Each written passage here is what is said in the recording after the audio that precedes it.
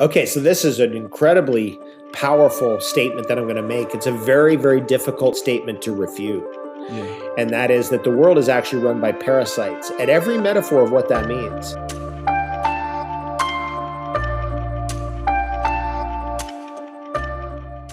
And in that talk, you mentioned something that I wanted to know more about, which was you talked about the parasites and that we're usually making these decisions, but sometimes it's not us. And I wanted to let you unveil that a bit because I was like, wait, I need to know more about this. And let me ask him.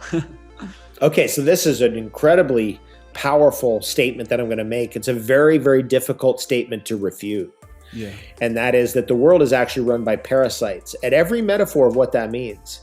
And actually, according to extreme left brain thinking or extreme right brain thinking, both of those are actually parasitic because they're not about the creative center. They're like, for example, we're thinking, oh, no, with all these computers and all these algorithms and everything, it's all going to get better. We're going to live in some kind of a utopia. But as we get closer to it, we look at it and go, this is looking more and more like a dystopia. And these people are looking more and more like parasites because they're bleeding off the creative center, right? They're trying to draw off and control the creative forces. So the idea that parasites can influence our mind is very, very well known in my field because we know, for example, that the demand for sugar is almost always caused by candida and parasites and is not actually something you really want. And I know that from leading cleanses for several decades and getting people off sugar and off the things they're addicted to, off alcohol or whatever the drug is. I mean, the parasite is really what wants it, not you. And so when you do as soon as you go, oh my God, I want the sugar, then you take the parasite herbs, which work at all levels, material, physical, right?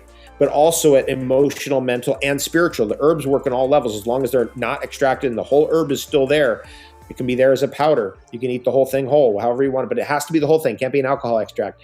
And then it works on, let's say, gets the tapeworms out. All of a sudden you get tapeworms coming out of you. You're like, what is going on? What the heck is going on? Now, having coached people through that process for decades, I know I'm not guessing anymore. I know what's going on. And that tells you a little bit about our world and what's running our world. Because as soon as a tapeworm comes out of you, your whole reality changes. Because you're like, what the heck is that? What's going on here? Yeah. What just came out of me? Could that thing have been controlling my consciousness? We definitely know it controls urges for certain things like protein, heavy protein diets or heavy sugar. Is it all in the stomach or where else are these? Well, parasites? we hope it's all in the microbiome, but parasites can penetrate deeper. Okay. Parasites can penetrate into the organs. They can penetrate into the tissue. They can penetrate into the skin, of course. So we'd love to just keep them at the microbiome level. But typically, if we're not aware of this, parasites can penetrate deeper. Now, what we do about that is we do what every creature in nature does, which we use anthelmintics, things that are dewormers. And that's just part of life. But it's in our very heavily harmonic world, which is scientism world. Oh, no, we don't have parasites. That's like Mexico or something. Oh, that's like Thailand. They don't have parasites over there. We don't have parasites here. Meanwhile, the dog's licking the person's face or, licking the person's hands and they put their hands in their mouth. And we have to be very, very careful when we're around animals of doing that. Now, I've had people who were animal trainers for years, actually decades of their life, who finally got into the parasite cleansing, were very resistant to it, of course, because the parasites are telling you, don't do that. That's not good.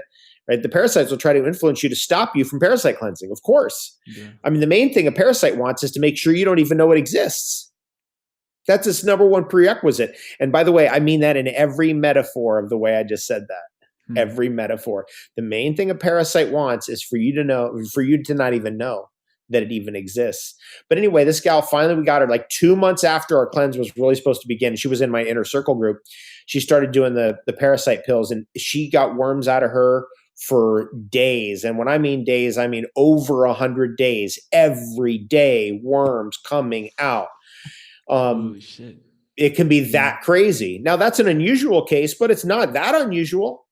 And it's very important for people to hear this message. Now, the herbs that I recommend, the formula that I use for my people was gifted to me by an old friend of mine who he ended up passing, out of this world from kidney cancer, which he battled for over almost 30 years. So through nutrition and through his knowledge, he was able to keep himself alive. And unfortunately, he developed that cancer when he was very young, but he kept himself alive for many, many years following.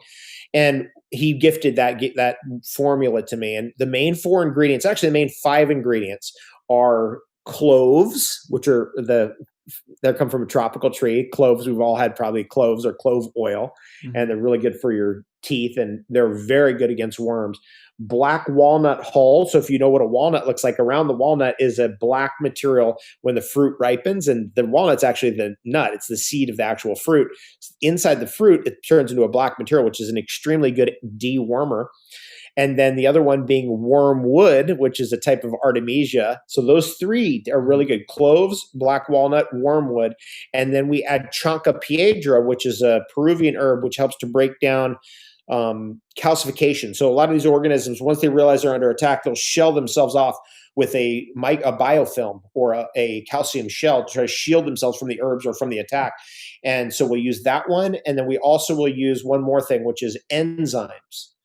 I'm a big fan of the enzymes. And so we have enzymes in our formula. And that's a good formula. That gets the major part of the job done. If you want to get more specific, sure, we can get more specific and go deeper. But I'll do that formula. Like this last year, I did 3 months of that. Typically in a year, I'll do 3 months is usually what I do. Yeah.